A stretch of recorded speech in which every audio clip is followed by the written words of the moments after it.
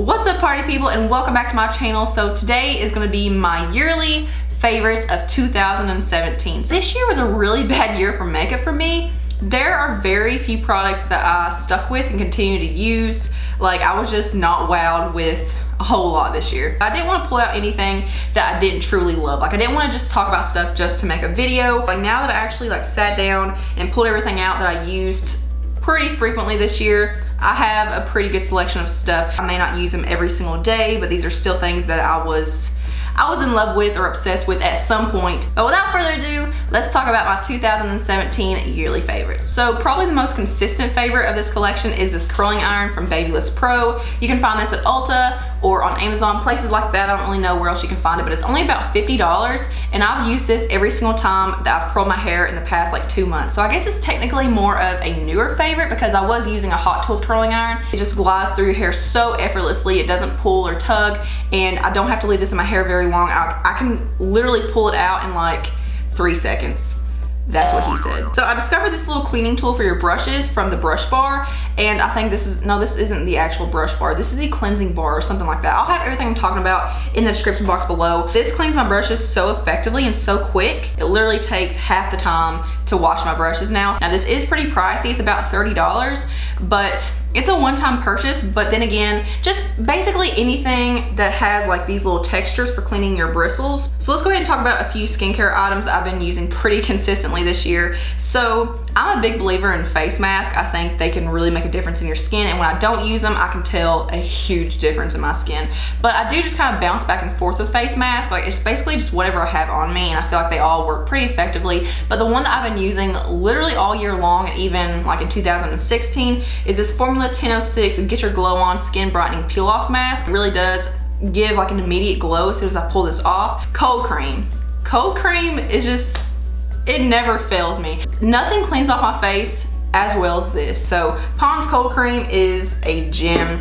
And then something that I more recently discovered is this rose water. I did do an entire video all about rose water and how it's helped my skin so much. This is the Soai, I have no idea how to pronounce it. I think it's a Korean beauty brand, Revitalizing Rose Mist. And this has been so amazing to my skin. It's really helped clear my acne, even my skin tone, brighten my skin, hydrate, give me a glow. I've really been enjoying this Camille Beckman Glycerin Hand Therapy hand cream. This has been a really good moisturizing hand cream. It's very long lasting, and it doesn't make my hands feel sweaty or anything. So that's pretty much it for skincare. I did have some makeup remover wipes that were from Sam's Club, I believe. I don't have any anymore. I may put a little picture up over here, but I went through an entire box of those, and it took me a very long time. So I would say those are my favorite makeup remover wipes ever. Okay, so now let's talk about what you came here for, probably the makeup. So let's do some eyeshadow palettes first. This is the BH Cosmetics Carly Bible Deluxe Edition palette.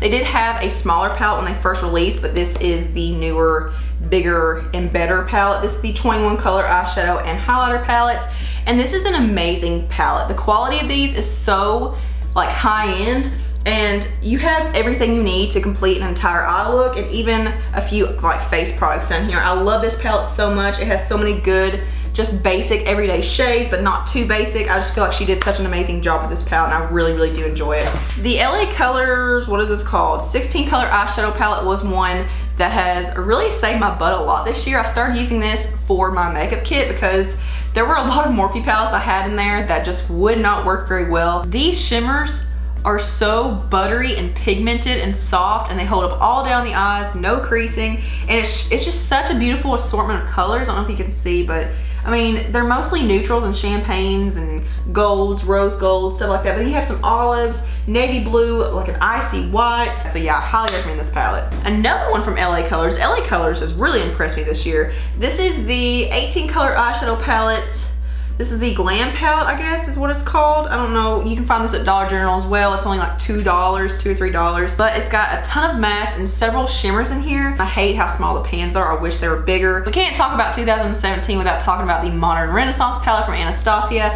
And I do have a few issues with this palette, but for the most part, I do really enjoy it. But my heart belongs to these red raspberry pinky tones in here. And then I have a big Mac Daddy of a palette. This is a Makeup Forever XL palette. This is my little customized, I can't turn it up too too much because there's some flakage in there that we'll talk about in a later video, but I love my customizable palette. There are a few things I'm missing I need to put in here. I love how many you can fit in here. You can fit way more in here than you can like a regular Z palette. I've been loving ColourPop single shadows this year. They have really impressed me. I'm gonna do an entire video all about these. Actually, one that I've really been enjoying this year from Makeup Geek is the shade Wild Wild West. This is such a unique shade. It's like a plummy brown with a little bit of a mauve, like rosy aspect to it. It's so unique. So that is pretty much it for eyeshadow palettes. Let's move on to a few other eye products. So I don't really have a whole lot. Let's talk about eyebrows. This is the NYX Precision Brow Pencil in the shade Taupe. I've been using this ever since I discovered it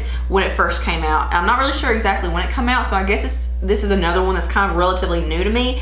There's nothing that compares to this, and this is so underrated. No one ever talks about this. It's creamy but not too creamy. It's waxy but not too waxy, but it's really pigmented but not too pigmented. I've gone through about 4 of these already. This year was the year of eyeliner pens for me because I started using them to make a wing, and I fell in love with the Jessie's Girl liquid eyeliner pen, and also, is there another one here? Yes, there is somewhere. Where is it? The Wet n Wild Mega Slim Skinny Tip eyeliner. As far as mascaras go, I do have a couple of new ones that entered my collection this year that have actually stuck with me. The L'Oreal Miss Mega Rock is an oldie but a goodie. It is discontinued. I don't know what L'Oreal's thinking. If you're gonna discontinue it, at least bring it back and improve it. I don't know why they did though, because it's just such a good formula. It's so dramatic and bold, and it really does give you a nice false lash effect. I am wearing it right now. The Essence False Lashes Mascara was one that I use pretty much all year round for my lower lashes. It's very lengthening. I don't know if I'd repurchase it because I do have a couple of others that kind of pushed it out of the way, but it was something I used pretty much all year round. This was the year of Essence mascaras for me, and I used to love Essence mascaras, but they always flaked on me, and I feel like they have improved their formula to where they don't flake or smudge or anything, and these two have been staples in my collection, especially this one. So the one that I like more is the Essence Lash Princess. Oh no, the packaging's rubbed off. It's something volume. There are several Lash Princess mascaras, but this is the one that came out this year that has a curved wand to it, and it's got like purple writing on it. This is an amazing mascara. It does give you very dramatic lashes. It gives you volume, length, thickness, separation, but it does clump a little bit, just a good amount of clumps. So I love this one for the top and bottom lashes. And then this is the one I initially started liking more than the other one. This is the Volume Stylist 18-Hour Lash Extension Mascara, but it is a little bit more of a dry formula, so I find that I have to build it up a little more, whereas this one's more wet, and I just feel like it just builds up a little bit faster. But I've really been enjoying this one for my lower lashes. The Essence Lash and Brow Gel Mascara has been my go-to for setting my brows in place. I put this on before eyebrow product, like when I'm doing my prepping and priming stages, and I just love this stuff. It's not crunchy, it's not flaky or hard or anything. It's got like a medium hold, but it does give, you know, a pretty good hold all day long. I really do like this stuff. Recently I started loving the Anastasia Waterproof Cream Color in the shade Jet, which is literally just a rich carbon jet black. It's literally the most black, intense matte eyeliner I've ever used. It's technically like an eyeshadow, like a cream eyeshadow base, but I use it as eyeliner. It's very, very good, very long wearing. And then I also discovered the Shop Miss Muse Cosmetics gel liner, something like that. It's only $1. I really do like this stuff too. It's not as intense and black as the Anastasia, but it's pretty close. Okay, moving on to the face. Let's talk about a couple of foundations. This was a really bad year for foundations for me. First of all, I can't find one that matches me perfectly. And second of all, I can't find one that's like the perfect formula for me.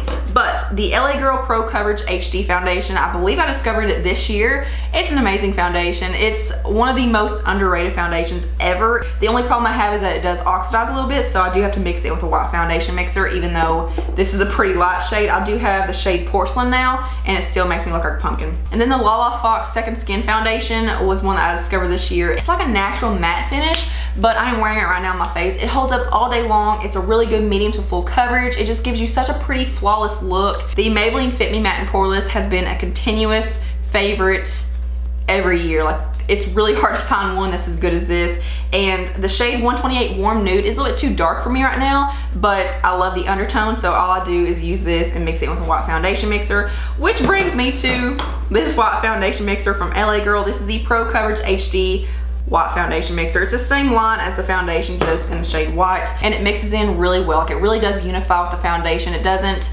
you know, like separate, or I don't know, it just blends in really well, and it really does whiten anything. And you can use this with concealer, with pretty much any cream or liquid product. So I really do recommend this. You can also find this at Walmart, like online. You can find this at Ulta, Amazon, places like that. And something kind of random that I've kind of gone back and forth with, but every time I use it, I always think like, why do I stop using this? It's just an extra step in my routine that I don't always want to take and I kind of forget about, but every time I do, it makes my under eye area look so much better. This is the Amazing Cosmetics Line Smoother and Primer. So I just put this on my face like after I apply a face primer, under my eyes, or pretty much anywhere where you have fine lines or you're prone to creasing. Nothing creases. Like my concealer holds up all day long. It looks flawless. It looks hydrated, so milky smooth. It's a little bit more expensive, especially for the small amount that you get, but it's such an effective product. It actually does work, and I feel like it really does plump anywhere where I put it. The Catrice Prime and Fine Beautifying Primer is an amazing primer. It does have like a pink hue to it that just really gives you like a youthful, dewy appearance, but it's not too pink. The Milani Prime Light Strobing and Pore Minimizing Face Primer is an amazing primer. I've been using this one. Also in my makeup kit, powders. I've been using the same 2 powders, actually 3 powders, but I don't have the 3rd one on me. The Avon Ideal Flawless Loose Powder, which is discontinued. No, it's not discontinued. I find mine on Amazon and eBay. Such a good powder. This is a dupe, but better for the Laura Mercier Translucent Setting Powder. It's a lot more finely milled. It has kind of like a subtle yellow undertone to it to where it really brightens, but it sets my face beautifully. It doesn't make my face look cakey or thick or heavy. It really does a good job at setting everything in place, and this is a very, very good baking powder. I can find this on Amazon and eBay for like $8. The NYC Smooth Skin Loose Face Powder is another one, very finely milled. It's got more of a cool tone pinky hue to it. My all-time favorite highlight ever. It's beaten every high-end highlighter I've used. This is the Wet n Wild Mega Glow Highlighting Powder in the shade Precious Petals. And whereas most highlighters have like a shimmer, like a frost to them, those are the ones that emphasize texture and pores and blemishes, but this one is a straight up sheen. It's just a really pretty kind of rosy, bronzy champagne. It has more of like a warm undertone to it. Like it just sits on your skin really beautifully, just meshes with everything else. Blush. The Model Zone Sculpt and Glow Contour Palette in the shade Medium to Tan is so beautiful. It's kind of one I forget to use sometimes, but the blush in here is the AOA Studio Wonder Baked Highlighter in the shade Fresa, which is again a rose gold. And I go back and forth with this one, which is the Milani Dolce Pink Baked Powder Blush. Again, same tone, just a little bit more expensive. Bronzer goes to the Physicians Formula Butter Bronzer. I've had a really hard time with bronzer lately, and it just seems like all of them look kind of muddy on me, but this is the one that I've used the most. It's a really nice undertone. It doesn't have like a super matte finish. It's kind of more of like a natural satin matte finish. It's a beautiful formula. I hope they come out with more shades. As far as setting spray goes, these two take the cake. The Lala Fox Micro Essential Mist Moisture Water. Lala Fox really did a good job, and I'm impressed with them, and no one talks about them. This has been my favorite setting spray, and I use this literally almost every single day. It makes my skin look so glowy and dewy and healthy, and the way it meshes everything together is phenomenal. And we can't not mention the Wet n Wild Photo Focus Setting Spray. This is a very, very good setting spray for improving wear and also removing cakiness. But as far as lip gloss goes, the NYX Pump It Up Lip Plumper in the shade Live, which is just a clear shade. It's literally all I've worn this year. Like, it's not even clear anymore because I use it on everything. Lip liner goes to ColourPop. I will say though, ColourPop has a lot of improving to do with these lip liners. The formula is amazing, but as soon as you sharpen them, the product automatically comes apart from the tube, like the packaging. But my 2 favorite shades are Brink and BFF. These work perfectly with pretty much any kind of nude shade, any kind of mauve or pink or rosy tone. And then for lipsticks, I do have a few, and one of them you've heard about probably 50 times, but my favorite nude lipstick from the drugstore is this Maybelline lipstick in the shade Nude Lust 920. This is the perfect pale nude shade, but it has a little bit of like a pinky mauve aspect to it, to where it makes it more wearable. It's like you're not gonna look dead. It doesn't look like you've got concealer on your lips. Again, Lala Fox. This is the Color Fix lipstick in the shade Brian. This is a matte shade. Literally, it's spelled the same way as my husband's name, so it's just meant to be. And this is such a unique shade. I don't know why it is either, because it seems like it's a pretty basic shade. It's pretty comfortable. I do like to put a clear lip gloss on top of it just to make it more comfortable. But there's what it looks like. It's a perfect fall winter shade. It's like a deep nude brick red, if that makes any sense. And then most recently I discovered the Maybelline lipstick in the shade 280 Rum Riche. Here is the Maybelline shade, and then here is the Lala Fox. So Lala Fox is literally just a matte version of the Maybelline lipstick. And then last is my favorite ColourPop lipstick that I've tried to date. This is the Lippy Stick in the shade Cookie. This one does have a little bit more of like a brown undertone to it. So that is it for my 2017 yearly favorites. But thank you all so much for watching and hanging out with me today. Thumbs up if you like this video, subscribe, follow me on my social media, all the links are below, and make sure you leave in the comments below what were your favorite products from 2017. Just give me 3 of your favorite products of the year, whether it be high-end or drugstore, preferably drugstore. But I hope you guys have a beautiful day and a great new year. Mwah.